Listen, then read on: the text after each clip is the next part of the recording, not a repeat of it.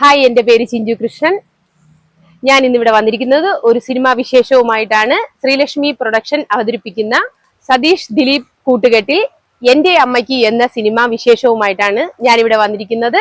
പക്ഷെ വിശേഷം പറയുന്നതിന് മുന്നാലെ നമുക്ക് അതിന്റെ കുറച്ച് സീനുകൾ കാണാം. കണ്ടതിനു ശേഷം അതിന്റെ വിശേഷങ്ങൾ അവരോട് പങ്കുവയ്ക്കാം. എൻ്റെ അമ്മയ്ക്കായി നൽകിടും ഞാൻ, എൻ്റെ അമ്മയ്ക്കായി നൽകിടും. ദിലീപ് ഏട്ടനോടും സംസാരിക്കാം. സതീഷ് ഏട്ടാ, ചേട്ടൻ അധ്യാപകനല്ലായിരുന്നു? ആണ്. പിന്നെ എങ്ങനെയാ ഈ സിനിമയിലേക്കുള്ള ഒരു വരവ്? സിനിമയിലേക്കുള്ള വരവെന്ന് പറഞ്ഞാൽ എൻ്റെ ഒരു സുഹൃത്താണ് ഇതിന്റെ സംവിധായകൻ. അദ്ദേഹം ഇതിനെക്കുറിച്ച് ഞങ്ങളുടെ സഹപാഠികളാണ്. അദ്ദേഹം ഇതിനെക്കുറിച്ച് ഈ ഒരു കഥയെക്കുറിച്ച്, അതായത് കേരളീയ സമൂഹത്തിൽ പണ്ടുണ്ടായിരുന്ന ഒരു സാമൂഹ്യ വ്യവസ്ഥിതി, അതിന്റെ അപജയവും അതുപോലെ തന്നെ രാജ്യസ്നേഹത്തിന്റെ ഒരു കഥ പറയുന്ന വളരെയധികം മെസ്സേജുകളുള്ള ഒരു കഥ എന്നോട് സംസാരിക്കുകയുണ്ടായി. അങ്ങനെയുള്ള ഒരു സിനിമ എടുക്കണമെന്നുള്ളൊരു ആഗ്രഹം അദ്ദേഹം പ്രകടിപ്പിക്കുകയും അതിന്റെ അടിസ്ഥാനത്തിലാണ് ഈ സിനിമയിലേക്ക് വന്നത്. തികച്ചും യാദൃശ്യം തന്നെയാണ്. ദിലീപേട്ട ആദ്യം അഭിനയമല്ലായിരുന്നു? ആയിരുന്നു. അല്ലേ? ഇപ്പൊ എന്താ ഡയറക്ഷനിലേക്ക്? അഭിനയം കഴിഞ്ഞു, അഭിനയിക്കാൻ പോയി നിർമ്മാതാവായി. അവിടുന്ന് പിന്നെ സ്ക്രിപ്റ്റ് എഴുതാൻ പഠിച്ചു. ഓക്കെ, അപ്പൊ എല്ലാം ഉണ്ട്. ഇപ്പൊ സംവിധാനമായി മാറി. Okay okay okay. പിന്നെ അപ്പോ അതിന്റെ ഒരു വിശേഷ കഥ എല്ലാം ഒന്ന് ചുരുക്കി പറഞ്ഞാൽ കൊള്ളായിരുന്നു. എങ്ങനെയുണ്ട് ആ സിനിമ? തീർച്ചയായും ഒരു പ്രേക്ഷകൻ ഇഷ്ടപ്പെടുന്ന ഒരു സിനിമയാണ് എൻ്റെ അമ്മയ്ക്ക്.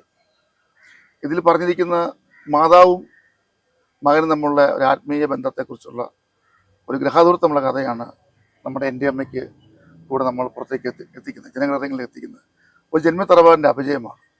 ജന്മിത്തറവാട്ടിൽ അമ്മയ്ക്കും കാർന്നോർക്കുമാണ് വീടിൻ്റെ എല്ലാ അവകാശവും നൽകിയിരിക്കുന്നത്. ബാക്കിയുള്ളവർക്ക് കഞ്ഞി കൊടുത്തിട്ട് അവർ ചോറുന്ന മാനസികാവസ്ഥ.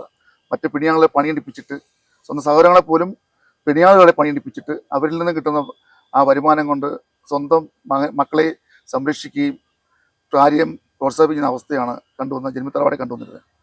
അവിടെ ഒരു ഭർത്താവ് നഷ്ടപ്പെട്ട വിധവയായ ഒരമ്മ സ്വന്തം മകനെ ഭർത്താവിൻ്റെ ഇഷ്ടമായ കരസേനയിലെ ഉദ്യോഗസ്ഥനാക്കാൻ വേണ്ടി അവരുടെ കെട്ടുതാലിൽ പണയം വെച്ചിട്ട് ആ മകൻ്റെ അതിനെ സഹായിച്ചു കൊടുക്കുന്ന ഒരു കഥയാണത്. ഭർത്താവ് മിലിറ്ററി ഉദ്യോഗസ്ഥനായിരുന്നു, അദ്ദേഹം ഒരു ബ്ലാസ്റ്റിങ് കൊല്ലപ്പെടുന്നതാണ്. അവിടെ നിന്ന് സ്വന്തം മകൻ്റെ ആഗ്രഹം സാധിക്കാൻ വേണ്ടി ആ ധീരമാതാവ് തയ്യാറാകും. അതാണ് ഈ കഥയുടെ ഇതിവൃത്തം. ഓക്കെ സതീഷ് ഏട്ടാ, ഇതൊരു കുട്ടികൾക്ക് വേണ്ടിയിട്ടുള്ള ഒരു സിനിമയാണ് എന്ന് പറയുന്നത്, അതിലെന്തെങ്കിലും? കുട്ടികൾക്ക് വേണ്ടിയല്ല, എല്ലാവർക്കും, നമ്മുടെ രാജ്യത്ത് ജീവിക്കുന്ന എല്ലാ മനുഷ്യർക്കും ഇത് ആസ്വദിക്കുകയും ചെയ്യാം, ഉൾക്കൊള്ളുകയും ചെയ്യാം. നേരത്തെ സൂചിപ്പിച്ചതുപോലെ ഇതൊരു സാമൂഹ്യമായ അപജയത്തിന്റെ ആവിഷ്കാരങ്ങളും അതോടൊപ്പം തന്നെ രാജ്യസ്നേഹത്തിന്റെ മെസ്സേജുകളും എല്ലാം ഇതിനകത്തുണ്ട്. അപ്പോൾ ഒരു പ്രേക്ഷകൻ എങ്ങനെ ഉൾക്കൊള്ളുന്നു എന്നുള്ളതാണ്. ഇതിനകത്ത് തമാശകളുണ്ട്, പാട്ടുണ്ട്, എല്ലാം ഉൾച്ചേർന്നിട്ടുള്ള ഒരു പൂർണ്ണ സിനിമ തന്നെയാണ് ഇത് എന്ന് തീർച്ചയായിട്ടും പറയാം. സതീഷ് ഏട്ടാ, വേറൊരു ചോദ്യം കൂടെ. ഇതിലെ പ്രധാന കഥാപാത്രങ്ങൾ ആരാ ചെയ്തിരിക്കുന്നത്? നായകന്മാരായി പ്രധാനമായും ചെയ്തിരിക്കുന്നത് സീമാജി നായരാണ്. അതുപോലെ തന്നെ കോട്ടയം പുരുഷൻ, ബിന്ദു രാമകൃഷ്ണൻ, പിന്നെ സോമച്ചേട്ടൻ കോട്ടയം, പിന്നെ ഹരിയേട്ടൻ തുടങ്ങി സിനിമകളിൽ പ്രാവീണ്യം തെളിയിച്ചിട്ടുള്ള ബിന്ദു രാമകൃഷ്ണൻ ഉൾപ്പെടെ പ്രഗത്ഭമതികളായിട്ടുള്ള കഥാപാത്രങ്ങളെ അവതരിപ്പിച്ച് പരിചയമുള്ള ധാരാളം ആളുകൾ ഇതിനകത്ത് വർക്ക് ചെയ്തിട്ടുണ്ട്. അതോടൊപ്പം തന്നെ പുതുമുഖങ്ങൾക്ക് അവസരം കൊടുക്കാനായിട്ട് നമ്മുടെ സംവിധായകൻ തയ്യാറായിട്ടുണ്ടെന്നുള്ളത് എടുത്തു പറയേണ്ട ഒരു വസ്തുത കൂടിയാണ്. ചെറിയ ബഡ്ജറ്റിൽ ചെയ്ത ഒരു മൂവിയാണെന്നാണ് അറിഞ്ഞത്. ഇത് എത്ര ബഡ്ജറ്റ് വന്നു, എങ്ങനെയാ ഇതെങ്ങനെ ചെയ്യാൻ പറ്റി? പക്ഷേ ഈ സിനിമ നമുക്ക് വേണമെങ്കിൽ ഒരു 1.5 കോടി രൂപയ്ക്ക് ചെയ്യാം. ഓക്കെ.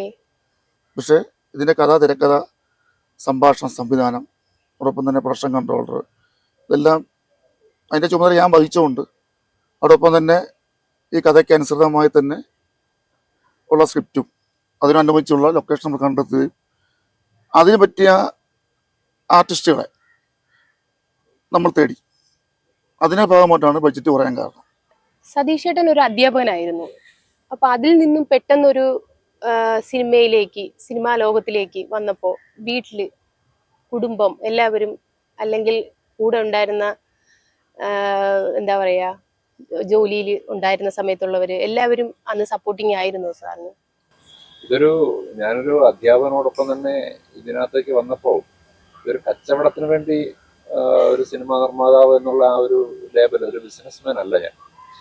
അതിനേക്കാളുപരി ഒരു രാജ്യസ്നേഹത്തിന്റെ കഥയും അതോടൊപ്പം തന്നെ സന്ദേശവും പൊതുസമൂഹത്തിലേക്ക് എത്തിക്കുക എന്നുള്ള ഒരു ലക്ഷ്യം ഇതിന്റെ സംവിധായകൻ എന്നോട് സംസാരിച്ചതിന്റെ അടിസ്ഥാനത്തിലാണ് ഈ ഒരു സിനിമയുടെ നിർമ്മാണത്തിലേക്ക് ഞാൻ വന്നത്.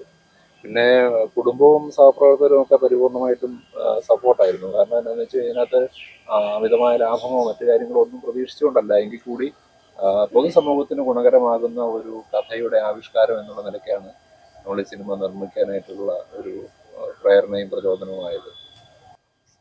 ഇത് കഴിഞ്ഞാലും സതീഷ് ചേട്ടൻ സിനിമ ചെയ്യും എന്നൊരു സിനിമ ചെയ്യുമെന്ന് പറഞ്ഞാൽ നമ്മുടെ അതിന്റെ ഒരു കഥയും തിരക്കഥയും അതോടൊപ്പം തന്നെ അതിനകത്ത് പൊതുസമൂഹത്തിന് എന്ത് മെസ്സേജ് കൊടുക്കാൻ പറ്റും എന്നുള്ളതിനെ കുറിച്ചുള്ള ആലോചനയുടെ ബാക്കി പത്രമായിരിക്കും തുടർന്നുള്ള സിനിമകൾ.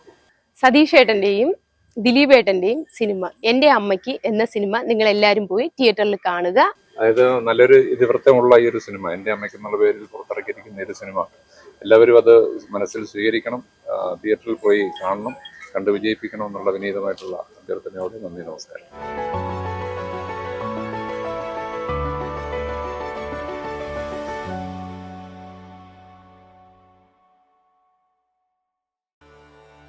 എന്റെ അമ്മയ്ക്ക് എന്ന സിനിമയിലെ വിശേഷങ്ങളുമായിട്ട് നമുക്ക് സതീഷ് ഏട്ടനോടും